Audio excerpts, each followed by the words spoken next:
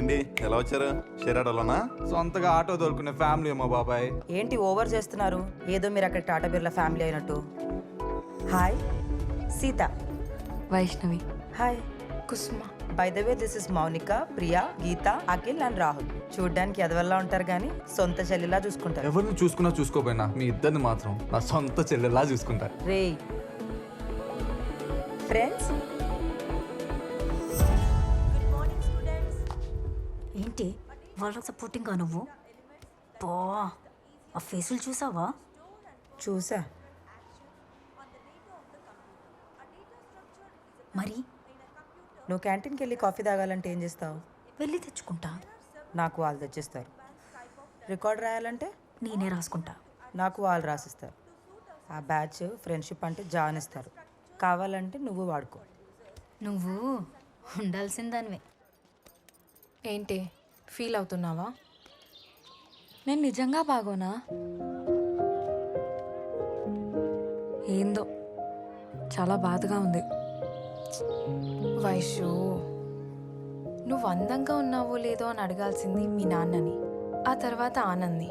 మనం అందంగా ఉన్నామా లేదా అని చెప్పాల్సింది మనం ప్రేమించిన వాళ్ళు, ఈ మైదాపిండి ఫేస్ గాళ్ళు కాదు. నా ఆశల ఆకాశంలో ఉన్న పిడుగు, ఎంతమంది గుండెలు తడపడానికి వచ్చే ఒక చిన్న వర్షపు చినుకు. పవన్ కళ్యాణ్. రేపు నీరా.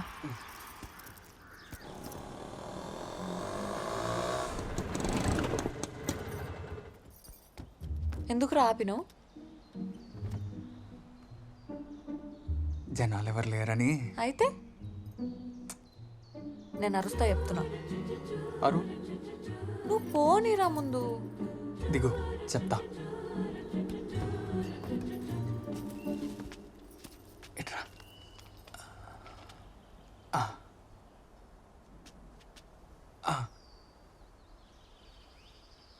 ప్రేమ 2 అక్షరాలు, వైష్ణవి 3 అక్షరాలు, హే ఆనంద్ 4 అక్షరాలు. చంపుతున్నావు.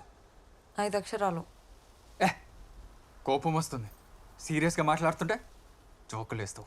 సరే చెప్పు.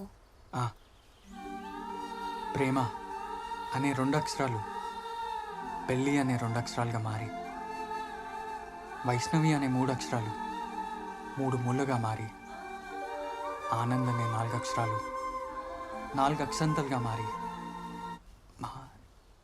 తర్వాత 5. ఏపో ఇంతే. సరే, అసలు ఇవన్నీ ఎందుకు చెప్తున్నానో తెలుసా నీకు? తెలియదు. పొద్దున్న నువ్వు బాధపడినావు కాబట్టి. సాయంత్రం కూడా కంటిన్యూ చేద్దాం అనుకున్నావు కదరా. నువ్వు పిచ్చి పిచ్చి మాటలు మాట్లాడుతుంటే ఒళ్ళంతా మండుతుంది. ఇది విను. నీ చిరునవ్వు కుదవ వస్తే నా సమాధి కూడా కుదవ పెడతా.